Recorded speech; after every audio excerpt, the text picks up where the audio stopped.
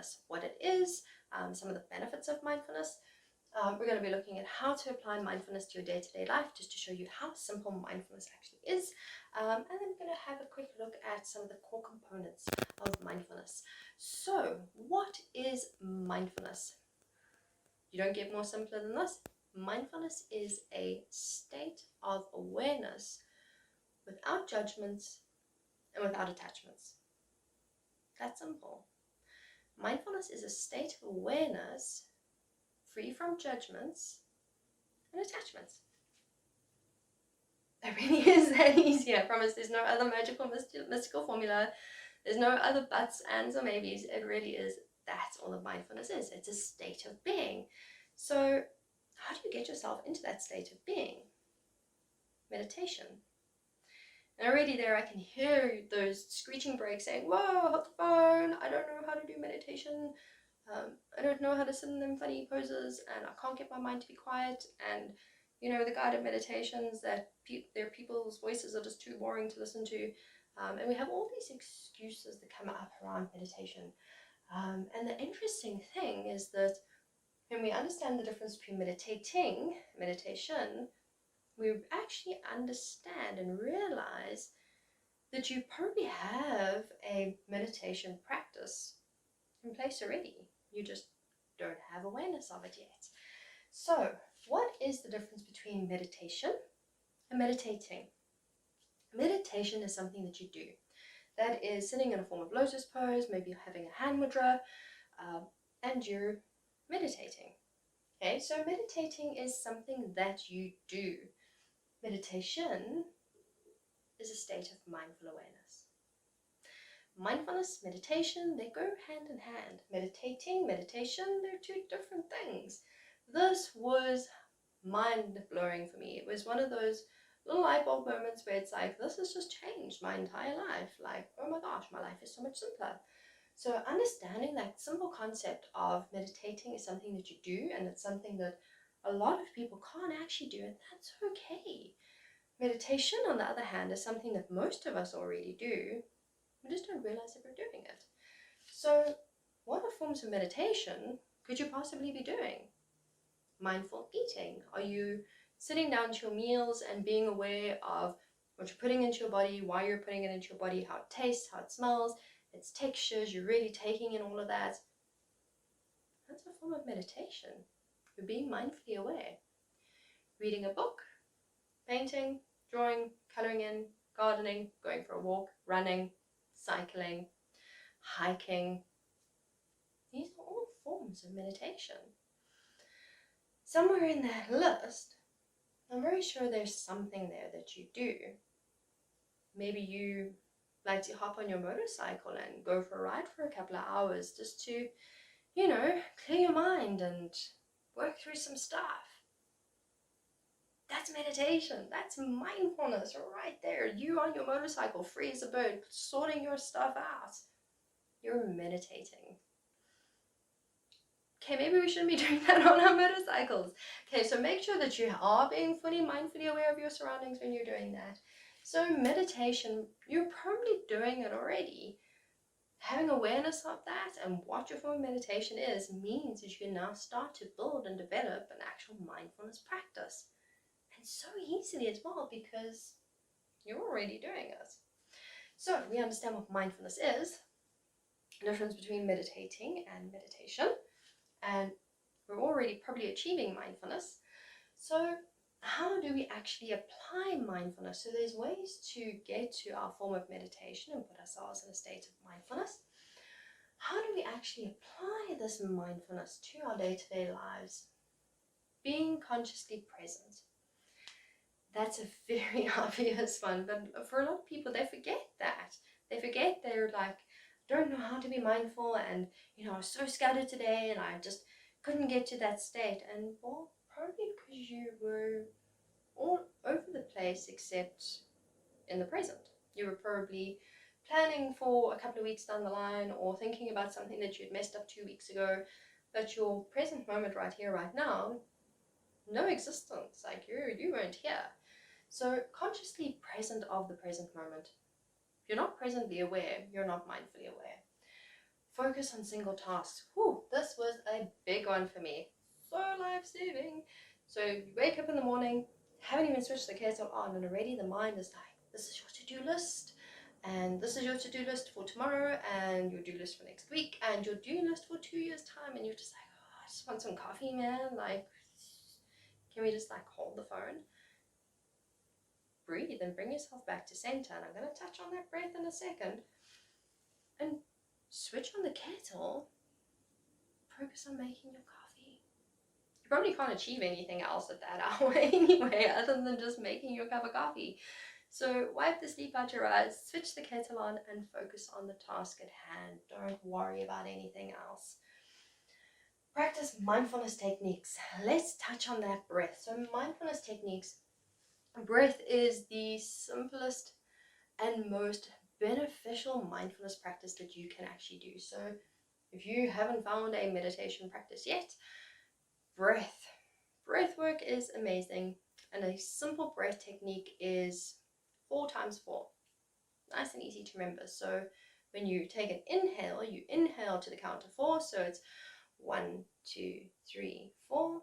You hold your breath for the count of 4. 1, 2, 3, 4. And you exhale to the count of 4. 1, 2, 3, 4. Obviously, I'm not inhaling and exhaling. You can see that. In between your inhale and your next inhale and that exhale, you also hold without breath for the count of 4. So 4 times 4.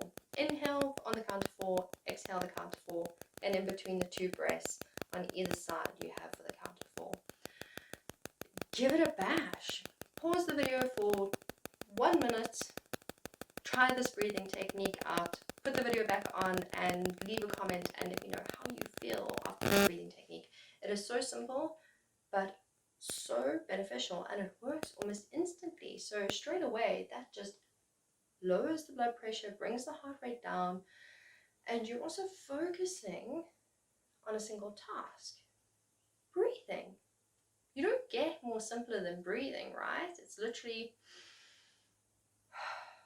nothing complicated about it. It doesn't need much energetic function. So just focusing on that single task. Breathing is a beautiful mindfulness technique. Beautiful practice. So practice your breathing. Okay, set mindfulness reminders. Mindfulness is a beautiful thing. You just got to remember to do it. It's very easy. The challenge is remembering. So set mindfulness reminders until you've got yourself into a practice. Help yourself develop the practice. Remind yourself to practice. Develop a growth-based mindset. It's all very well being like, okay, I'm gonna try this mindfulness stuff out. Let's see what it does. You know, she's like, yeah, there's all these benefits. So yeah, let's give it a bash. There's no growth-based mindset going on there. There's just like, I'm just gonna sit down and you know, you've got to actually have some ambition to want to be in that state of mindful awareness. You need to want to be there. If you don't want to be there, however, ask yourself the question of why that is, and maybe do some explorative work there. But have a growth-based mindset, because if you have a growth-based mindset, chances are having a mindfulness state is going to come very naturally to you. And the more that you're mindful, the more that you're growth-based. The more that you're growth-based, the more that you're mindful. And you just have this beautiful little system going on. And everything is wonderful. So applying mindfulness to your daily life, super simple. Mindfulness is very simple. That's why they've been doing it for thousands and thousands of years. So, before we get into the mindful benefits, because that's my final closing sales pitch, why you should do mindfulness. Let's have a look at the core components of mindfulness, the 4 things that we need in order to have a mindful state of awareness. Awareness is an obvious one because I've just said mindful awareness. So check in with yourself. Question, what am I doing right now? What's important for me right now? Where is my awareness? So awareness is key for mindfulness. Attention. Hey, yo, where are you right now? Are you focusing on me? Are you hearing me? Did you hear what I said 2 seconds ago? What did I ask you 2 seconds ago? You're thinking about your shopping list, aren't you? Oh, you're planning dinner and what you're doing this weekend. Okay, I see you. I see what's going on there. where are you right now? Where is your attention? Having awareness of your attention, all part of the mindful process. Okay, so we're starting to see these beautiful puzzle pieces falling together. Intention. Intention truly is everything, especially when it comes to mindfulness. So questioning your intention. So when you're being mindfully aware of your thoughts, perhaps, what are your intentions behind thinking what you're thinking? And what are your intentions behind why you believe what you're thinking? Just a simple way to look at it. But questioning what you're doing, why you're doing it, what are you thinking, why are you thinking it, why are you behaving this way, what's triggering that behavior? If you can understand your intentions, you can understand yourself. You start to unlock things like achieving goals and ambitions, because you understand your true intentions behind those goals and ambitions. Your relationships start to improve because you understand your intentions behind your relationships. Because when you are questioning intention and your intention in certain goals and aspects around your life, facets of your life, you start to get very authentic and honest with yourself. And that's one of the key things of why we want to achieve mindfulness, because it brings out our core authenticity.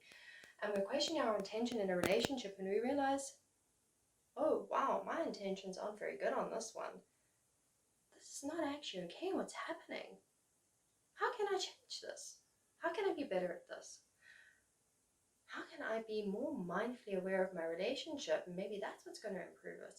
So questioning your intentions in all the different facets and aspects of what your awareness is around, intention really is everything.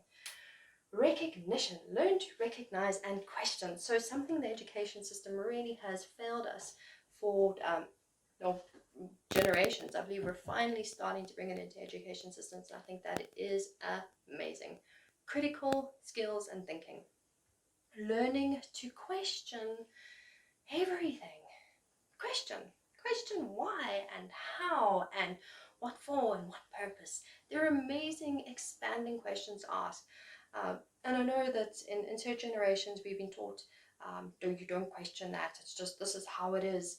Well, why? Why is it like that? Who said that it's got to be like that? And if we're not questioning, we're not improving. We're just standing still, being stagnant. So learning to recognize and question. So you're learning the recognition is the mindful awareness, because you're being focused and your attention is in the right place and you're aware of your intentions. So you're recognizing all of the stuff. You can start to question it. You're actually having stuff that you can question. And this is really where you're starting to unpack the beautiful benefits of mindfulness. You're really starting to get into the core of why you want to do mindfulness, and that is for that recognition stage. So working through all of this stuff and you're just having all these beautiful recognitions and understandings. It's just unpacking stuff in a magic way. So core components of mindfulness, these are things that you gotta have. So before I close off, here comes my mindfulness sales pitch, because I think mindfulness is awesome and these benefits are going to sell you on why I think mindfulness is awesome. So by the time I'm done with you, you're going to be buying what I'm selling. Okay, so let's yank the benefits up on the screen so we can all have a clear look at the benefits. Increased focus, decreased stress. Those two things right there, definitely the key reasons why I really picked going for mindfulness and choosing it as my practice. And it really has helped me so much in those two areas. And the spin-off effect has been improved overall health, better sleep patterns, decrease in my depression and my anxiety, definitely a better work-life balance for myself, a buffer against bullying. It's also helped me with putting down boundaries as well. So mindfulness on the boundaries, huge benefits there. Improved coping skills, improved life management, achieving goals and ambitions, because the increased focus is there. I'm not stressed out and I'm thinking clearly. Of course I'm going to be achieving my goals and my ambitions. Improved relationships, 100%. I noticed the shift almost instantly when I started bringing mindfulness practices into my daily life, and my close relationships were definitely such an improvement, and such a key indicator just how well mindfulness actually works, and improved communication. So there's just, man, there's those benefits right there. Like, buy it, mindfulness, it's good for you. But really, mindfulness is actually just absolutely amazing. Um, and now that we have this introduction to mindfulness and a better understanding of what it is, how we actually can achieve it, and how we can apply it to our day-to-day lives, we realize how simple mindfulness actually is, and that it's not for the monks living up on the mountainside away from society, and they can easily sit in meditation for 10 days. Um, they know how to hold those poses and how all of that stuff works. Mindfulness is for everyone, it's for all of us, and it's being practiced by so many different sects and cultures and religions and belief systems. They all have some form of mindfulness practice within their philosophy, because it's just that beneficial. So a couple of thousand years of people doing the same thing, and it's clearly working for them. I don't think they can be too wrong on it. For manufacturing the same thing for years and years and years, and it's just constantly working, why change the formula? So mindfulness, she works. You want to do it. So I hope this video helps. I hope you have a better understanding of mindfulness, and just how simple it actually is to bring into your day-to-day life. The simple components that you need in order to achieve mindfulness, and of course you now have yourself sold on the benefits of mindfulness and why you want to actually start the practice. So if you are curious about learning some more mindfulness, perhaps in finding a practice that works for you, you just want to understand more about how mindfulness works and what it's all about, perhaps you want to try mindfulness for your relationship, or you want to bring mindfulness into your working world, I've got a workshop or a course available for that, or perhaps we can just schedule a private lesson. So I do have some further study options available for you if you want to explore the beautiful philosophy and practice of mindfulness. It really is an amazing, amazing practice. It really is one of those life-altering things. So that's me telling you on the wonderful world of mindfulness and its impeccable benefits. I hope this helps, I hope it's informative, and I hope it's made you more curious about mindfulness. As always, like, subscribe, do all those good things, and thanks for watching, and I'll catch you next time.